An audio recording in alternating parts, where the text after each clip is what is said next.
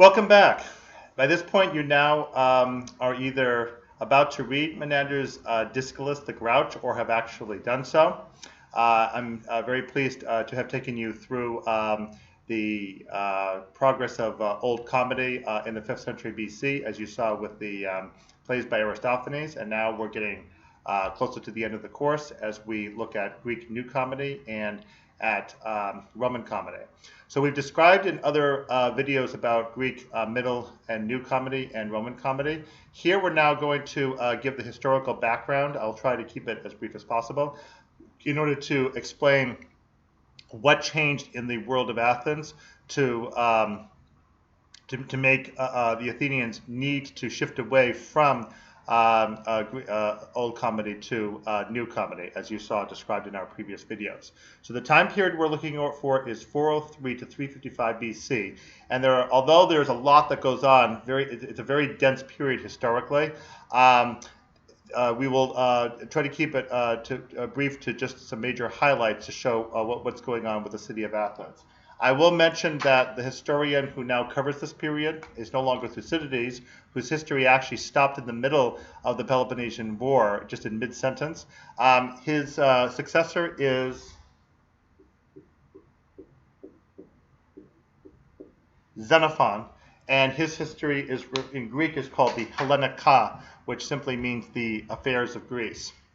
So, okay, in the 4th century BC, first of all, we actually have to conclude the 5th century BC, 403 BC, right after the defeat of Athens in the Peloponnesian War.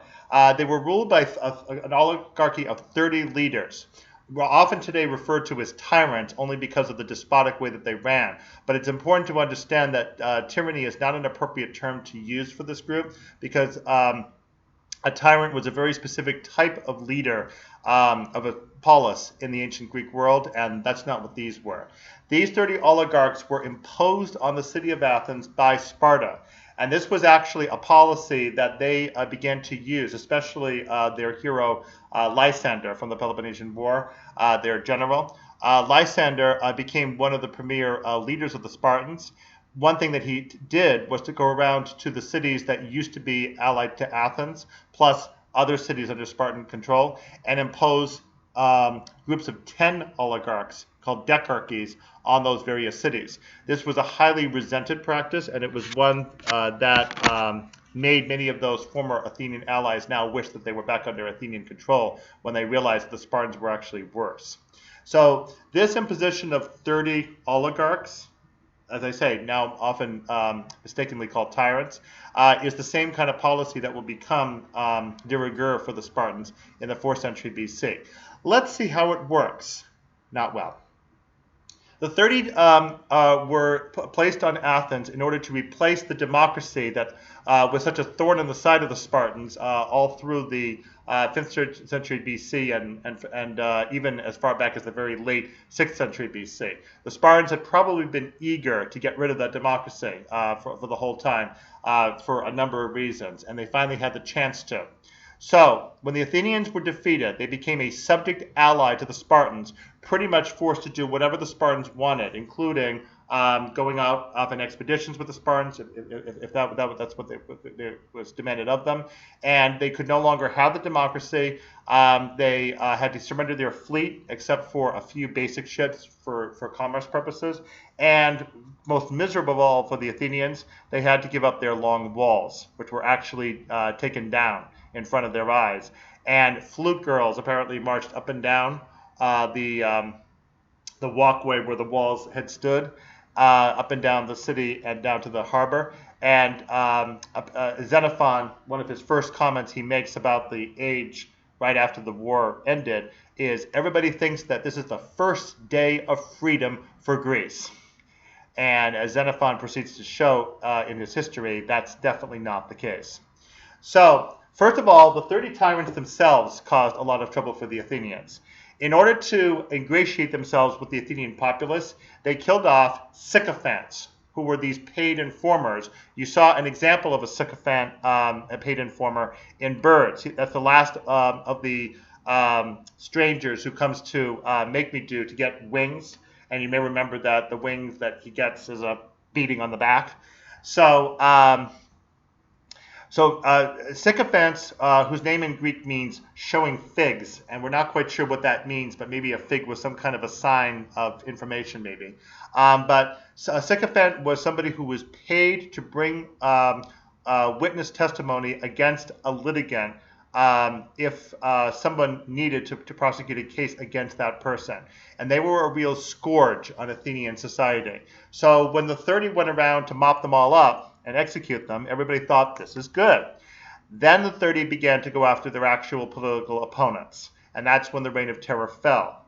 Now, they kept doing it for a while, and then there was a split after a while between our good friend Theramenes, that you may remember from the previous videos about Lysistrata and frogs.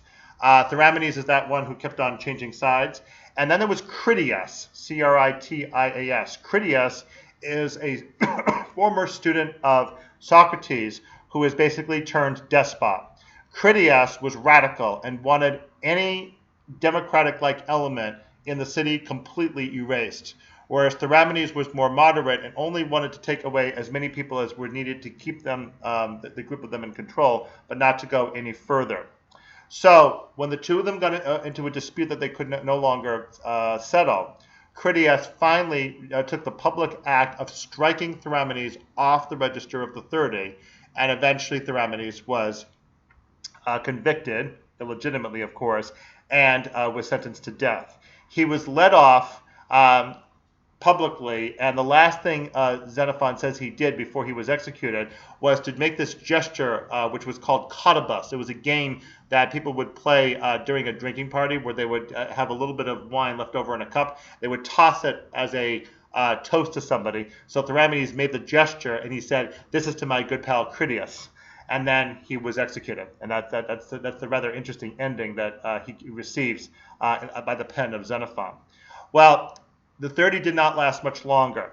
There had in fact been a rebel party that was kept at the city of Eleusis, which is in fact a deme of Attica. It's northwest of Athens, right along the coast. And a fellow named Thrasybulus was a former Athenian general, a very successful one, who organized the rebel alliance, and was able eventually, at the right moment in 403 BC, to counterattack and besiege the Piraeus. Eventually, the 30 were forced to call in the Spartans. The Spartan king Pausanias came up and made some kind of a deal that got the Spartans quite suspicious with Thrasybulus and the Athenians, and eventually the Spartans called away the 30. There were a couple of factions left over that housed themselves up at Eleusis afterwards, and eventually they were reconciled back into Athens also in 401 BC. Eventually the Athenians removed all traces of the 30 from their midst and were able to restore their democracy once again. So now the Athenians were in a position gradually to build up their power. Now initially they didn't have much room to do that because the Spartans held a clamp over all the former Athenian allies and also all the waterways, but gradually that began to erode. Eventually the Spartan king by the name of Agesilaus made the fatal mistake of trying to invade Persia. Now Agesilaus actually was able to chase down that Persian satrap Tissaphernes, who caused so much trouble for the Greeks before. Tissaphernes was caught and executed, but his successor sent an envoy to different Greek cities to get them to turn against Sparta. That was his way of getting the Spartan invasion of Persia to end. There, Xenophon includes a description of gold that was supposedly circulated around among the cities in order to get them to revolt. There's some uncertainty about that story because we have a contemporary historian to Xenophon that tells much the same story but doesn't mention that detail, so we don't know if that actually happened or not. But in any event, it does seem evident that the Persians were basically able to persuade a bunch of cities in Greece to turn against Sparta. One of those was Athens. And ironically, two others were Athens' two former enemies, Thebes and Corinth, because those two were really disgusted with the Spartans because, among other reasons, the Spartans did not pay any booty to those two, any loot for all their service that they provided as allies in the Peloponnesian War. Not only that, but right after the defeat of Athens in the war, Thebes and Corinth had called for the destruction of Athens, but Sparta overruled them, setting itself as the top authority, and said, no, we will not destroy a city that saved all of us back in the days of Marathon. So Thebes and Corinth were also put out about that. So now, ironically, they turned to the Athenian side in order to make this coalition against Sparta. So that's what forms what's called the Corinthian War. And when it got going, Agesilaus had to leave Persia and come back to help. So the war drifted back and forth indecisively, and the Athenians actually scored a couple of sea victories. One of the big heroes for them was this general named Conon. Conon was in fact a survivor from the Battle of Arginusae, 406 BC, one of the ones who could have been implicated in the disaster about the storm, but he stayed in exile and therefore survived and was able to come back and got recalled to Athens. So he, in 394 BC, scored a success at sea at Cnidus, at Cnidus. When he did that, the Spartans ended up having to withdraw from Athens. They had been trying to put pressure on the Athenians, but they had to withdraw. And Conon at that point was able to come back to Athens, and he got all the long walls rebuilt. So as a consequence of all this, the Spartans were unable to win this war. The other side wasn't able to win either. And eventually, it was a negotiated peace that ironically had the Persian king come in. The Persian king helped to bring peace to this area by insisting that the cities that had belonged to Athens and then belonged to Sparta on the east coast of Asia Minor, all the Ionian cities, had to be handed over to him to control. That was something the Persians had wanted for a long time. And finally, despite promises on both sides never to do this, now the Athenians and the Spartans agreed to hand over those cities. That was considered one of the worst betrayals of any one Greek city by another Greek city in Greek history altogether. So the war really ended in a rather disgraceful way. But now that the war had ended, it paved the way for the Athenians to start building up a new network of allies, just like they did with the Delian League. And by 378 to 77 BC, the Athenians had a big new confederacy in place. They should have been able to run it better. However, as a result of further setbacks, further problems involving both Sparta and Thebes, various other conflicts, the Athenians found themselves running short of money, and they started trying to impose tribute again on the allies. The consequence was that four of them, Kos, Byzantium, Chios, and Rhodes, all teamed up in a coalition in what was called the Social War in 357 BC. This is actually after Xenophon had stopped writing. 357 BC to 355 BC is this allied conflict with the Athenians. This time the Athenians, who were so effective at bringing down revolts back in the 5th century BC, finally fail. And in 355 BC, although the Athenians were able to keep their confederacy, these four are successfully able to break out, and that pretty much puts an end to the real power and authority the Athenians had over their allies. Not only that, but the days of Athenian predominancy were passing, because a new guy was showing up on the block, a little guy by the name of Philip in a little place far off up there called Macedon. Our next video in our history series will describe how the Macedonians are able to force their way upon the Greeks and especially the Athenians. We'll see you next video.